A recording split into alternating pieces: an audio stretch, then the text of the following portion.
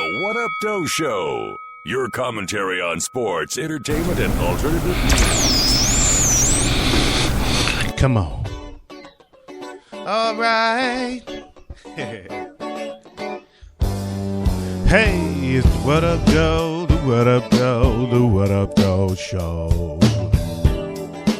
Yo, what up, Doe? Yo, what's going on? It's your boy T. Wilson, and I am chilling. It is a Tuesday morning. I believe it's Tuesday. Yeah, it's Tuesday morning. Yesterday was my happy Monday.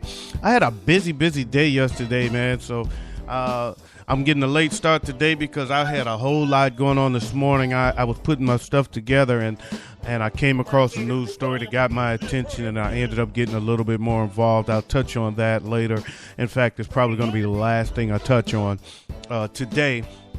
So I took some time to do a little research on it and look at it and check it out and see what's going on with it. And so therefore, I'm getting off to a slightly later start than normal. So let's go ahead and get to some birthdays. I got a Seba Buckman. What's up, Seba D?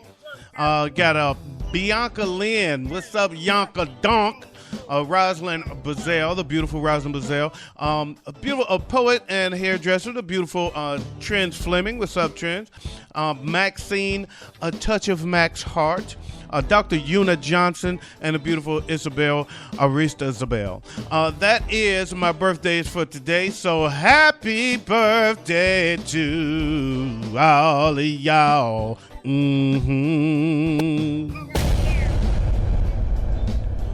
And on that note, man, let's go ahead and get this party started. What Up Doe Sports? In USC defensive back, Josh Shaw was meant to be one of the leaders of the 2014 Trojans team at the dawn of this new era for the program. However, a valiant effort to rescue his 7-year-old nephew resulted in 2 high ankle sprains, putting his status in question. Shaw leaped from a second-story balcony and onto the concrete to save his nephew from drowning in a pool. This incident occurred in Palmdale at a family gathering hosted by his cousin. Shaw's cousin, that is. Despite the risk of perhaps putting the foreseeable future of his football career in jeopardy, Shaw stated that he didn't regret his actions. I would do it again. He said, quote, I would do it again for whatever kid it was. It did not have to be my nephew, unquote. Shaw said that Monday. He also said, quote, my ankles really hurt, but I am lucky to be surrounded by the best trainers and doctors in the world. I am taking my rehab one day at a time, and I hope to be back on the field as soon as possible, unquote. I hope you are too. The story never said whether or not he actually saved the nephew or if the nephew actually drowned, but I'm assuming that it didn't say the nephew drowned, that he did save him. Heroic effort, selfless act. Good to see that from the young man. I'm sorry he hurt himself, and I hope all things work out for him for the best. And that is that. What Up Doe Entertainment? Marlon Wayans is being sued for racial discrimination and harassment. Actor Pierre Daniel says he was hired for a part in The Haunted House 2, written and produced by Marlon. And last September, Marlon posted a side-by-side pic of Daniel and the animated character Cleveland Brown on social media. The pic was captioned, quote-unquote, tell me this nigga don't look like this nigga. Old Cleveland Brown looking ass nigga.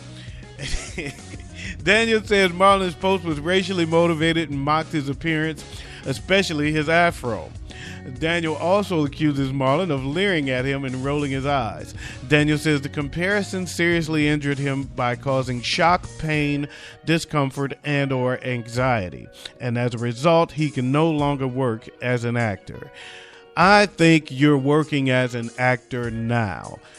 You know what? You might be missing the boat. What if they make the Cleveland Brown movie? If they make the Cleveland Brown movie, you're up for the part. You're already casted. Hey, Marlon makes movies. Maybe he's the one that's going to do it. What Up Doe News?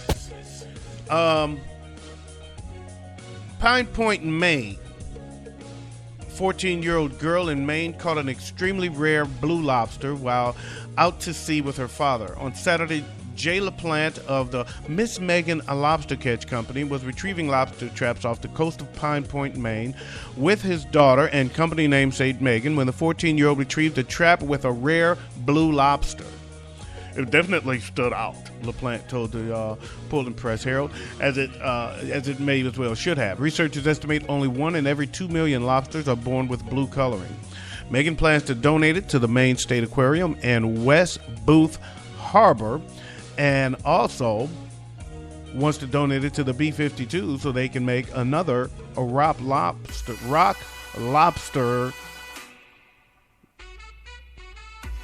sequel. That was whack.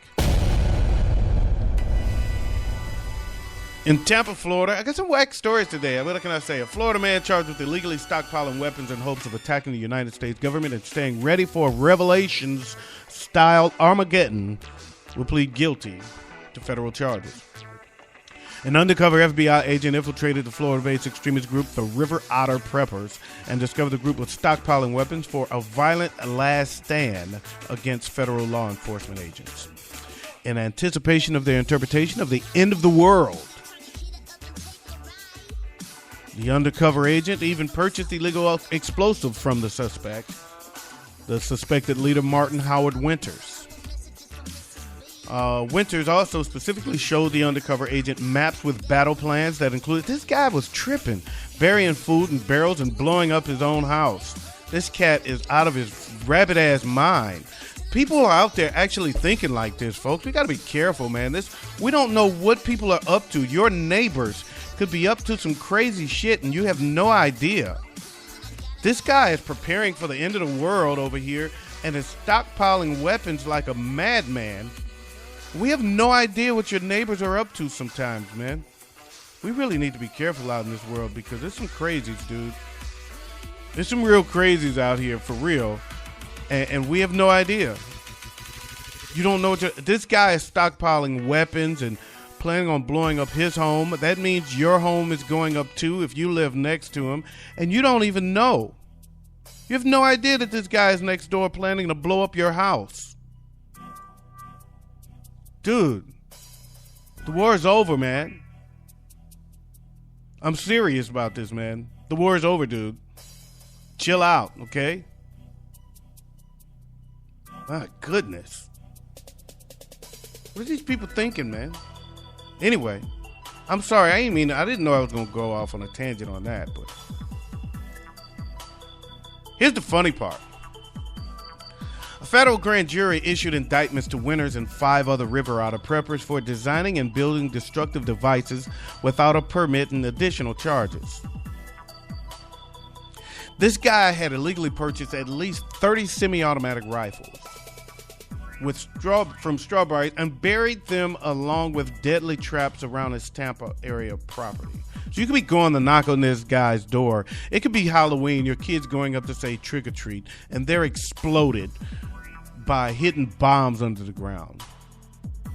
Anyway, upon attempting to arrest Mr. Winters, the would-be terrorist fled, launching a manhunt that ended when the tough talker, Mr. Tough Talk, this is the leader of this group stockpiling all these weapons. We're ready for a revolution. He surrendered in exchange for dry shoes, Gatorade, and a cheeseburger. Is that right? Is that right? You're ready for a war, but you need a cheeseburger. You don't want to go to jail. Just keep my feet dry. I don't want wet feet. Anyway, you ready to blow up a house, but you can't stand your feet being a little moist. What up? In Omaha, Nebraska, 20-year-old man wanted for violating his parole is back behind bars after a video of him taking the ALS Ice Bucket Challenge exposed his whereabouts. 20-year-old Jesse Morris was wanted for violating his parole when he was challenged to either dump a bucket of ice on his head or donate $100 to ALS charities.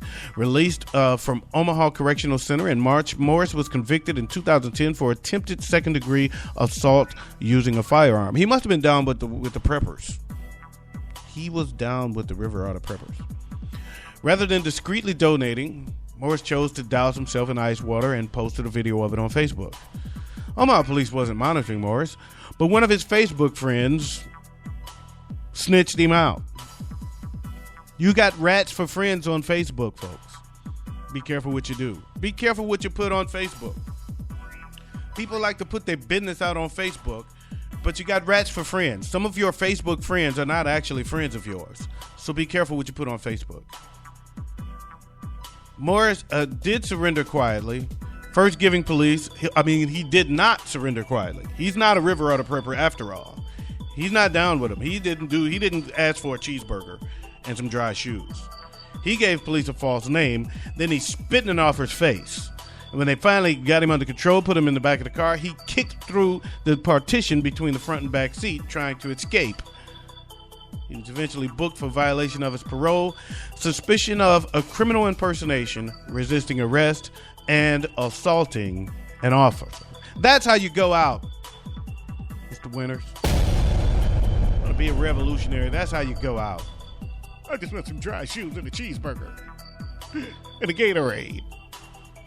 Bitch, please. In Juneau, Alaska, a plastic toy lightsaber discarded on a road in Alaska caused a bomb scare, prompting local police to dispatch a bomb expert. An unidentified Juneau resident became suspicious of an object on the side of the road. Rather than calling 911, the concerned citizen phoned the Juneau Police Department's business line to report the mystery. A member of the force with a formal explosive ordnance disposal training was dispatched and eventually realized he was sent to contain a plastic Star Wars toy. It is reported, had the lightsaber been real, the bomb specialist likely would have been severely maimed at the very least, as lightsabers can only be safely wielded by Jedis and Sith Lords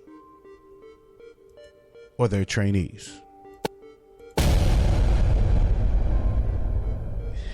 And it is now time for a Netflix movie review. I'm gonna, quite frankly, folks, the movie review is canceled today. I'm canceling the movie review for another Ferguson update. I want to play something for you real quick. This is from yesterday on CNN. Give it a listen. Give it a listen.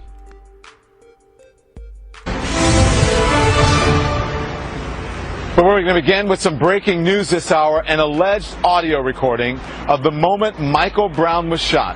The FBI has questioned a man who says he recorded the audio of gunshots at the time Michael Brown was shot. Ferguson police on August 9th. That is according to his attorney. CNN cannot independently verify the authenticity of the tape and has reached out to the FBI for confirmation of their interview with the Ferguson resident who says he made the recording. Here it is. Listen. You are pretty. You're so fine. Just going over some of your videos. How could I forget? So joining me now is Lopa Blumenthal. She is the attorney. We're hearing on this tape your client, Lopa, having a video chat with a friend, just doing normal, whatever you do, and you can hear the gunshots in the background. Explain to us what happened. That's right. He was in his apartment. He was talking to a friend on a video chat.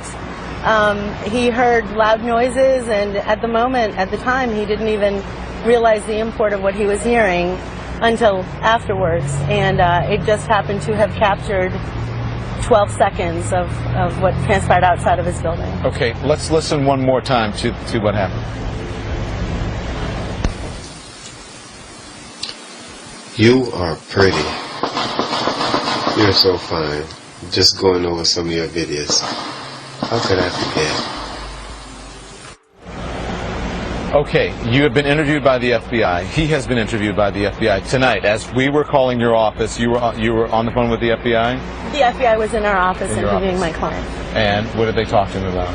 They discussed the tape with him, and they retrieved the information, and they're doing a thorough investigation. They thought that this would be an important part of a piece of the investigation.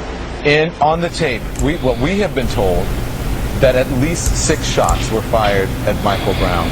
In the tape that you have that is alleged to be of the shooting, we can independently authorize it as CNN because we did not shoot it. So there are more than 6 shots. I personally heard at least 11.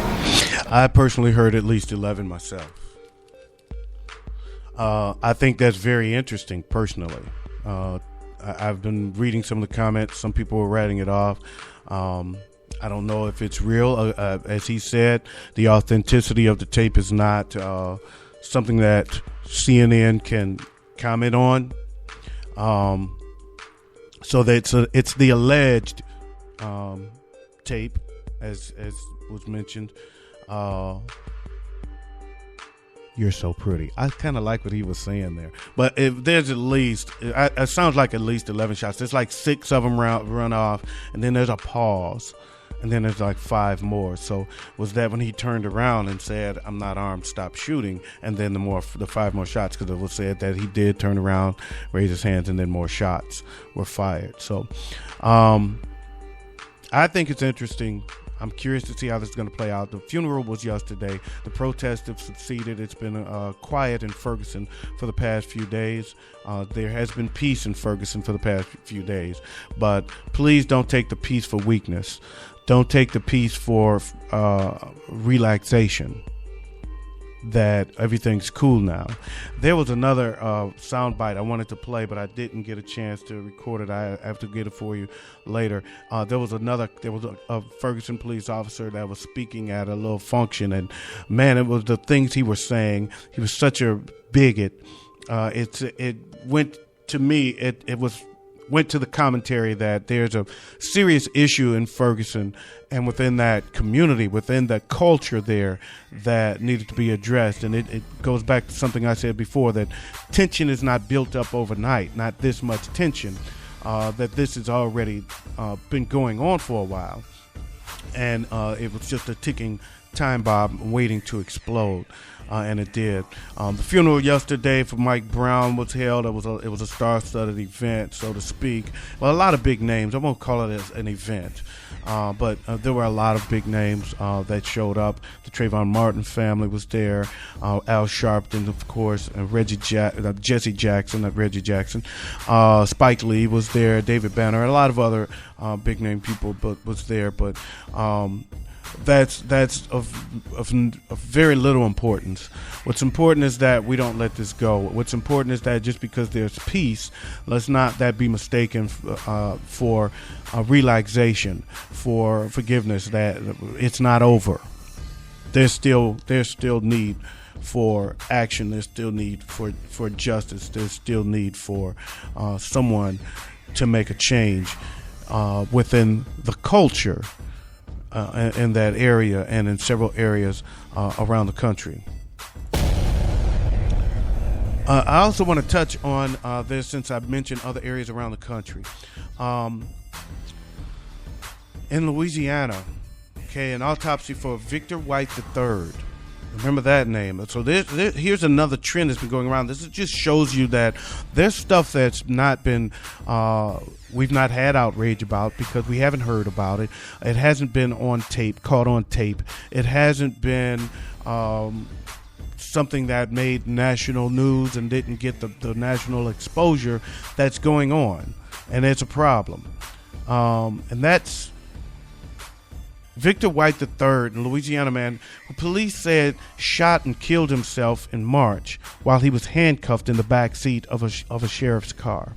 Really? So you handcuff a guy and throw him in the back of a car with a gun, and you don't search him for weapons and make sure he's not packing, and it's in a location where he can reach it and shoot himself?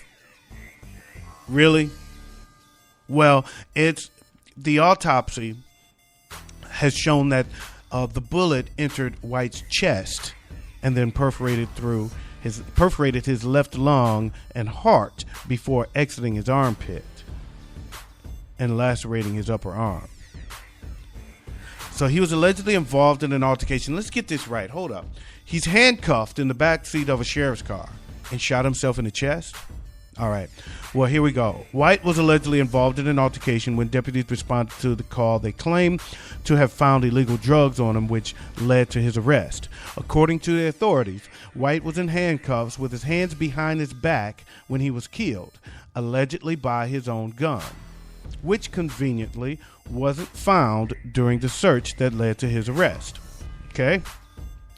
They claimed that once they arrived at the sheriff's office, White refused to exit the vehicle instead producing the gun and shooting himself once in the back.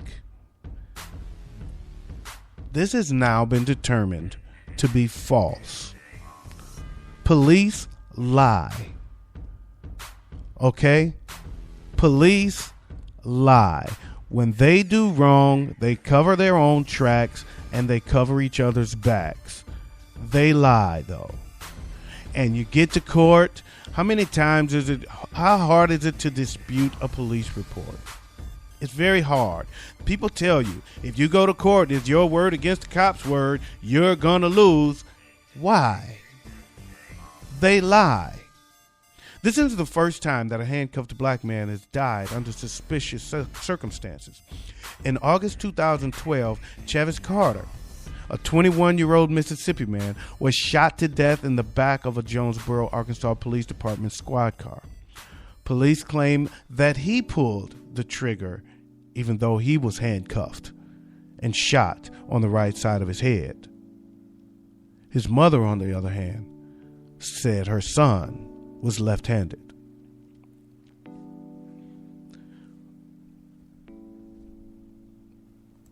What the hell is going on, folks? I want to ask my man again, Mr. We Gotta Change. Where's your outrage, man? Something needs to change. Definitely something needs to change. But I don't know if it's us. We're the victims. Stuff is happening, man, without us knowing. Stuff is flying under the radar without us knowing. That's why there's outrage when something hits the fan. It's because of how much is being built up beneath the surface. That's why there's outrage. It's not about incidents. It's not about the shooting of Mike Brown. It's about the fact that he was laid out in the street for 4 hours with no reaction, nobody coming to help him, no assistance. It's not about the shooting of Trayvon Martin. It's about the fact that his shooter wasn't arrested for months until we all reacted, until there was outrage. There was no arrest.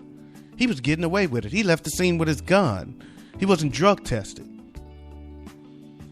It's not about the killing of Eric Garner. It's about the fact that there's no consequence.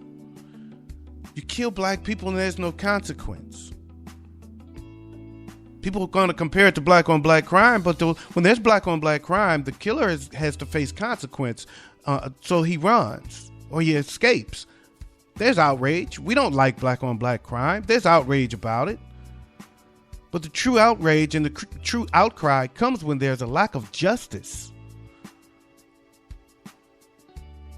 I can't have the same outrage when a killer is not caught as I have when the killer is excused. There's a difference.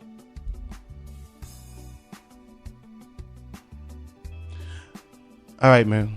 I didn't know this was going to happen, so I'm going to end it right there, man. But let's be careful, folks. Be careful.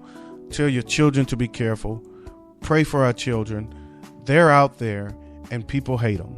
Society hates our children, folks. They feel like it's okay for them to die. They feel like the killing of black children is excused. And that's a problem. And that needs to change. That's what needs to change. Thanks for listening, for y'all. I appreciate you listening, coming out, or however you're listening, whenever you're listening. Y'all have a great day, man. And I want to say big up to Latone Hart. He hosts a show called The 730 Show on Spreaker.com. He's also can be heard on iTunes. I also want to say big up to Murray Riley Jr. He does a great show called Stump and Shout Talk Show. Great commentary. He's not political activist. He does a lot of different topics. He touches on things that are really uplifting in our community and things that you really, really need to pay attention to. Great guy, great show. Lisa Marie of Juice Talk Radio, also great show. She can be heard on Spreaker.com. great commentary on a lot of variety of topics.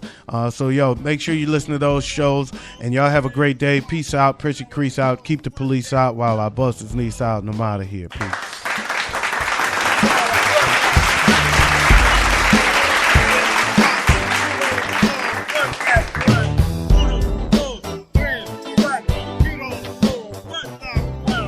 Oh, and in case I don't see you, good afternoon, good evening, and good night.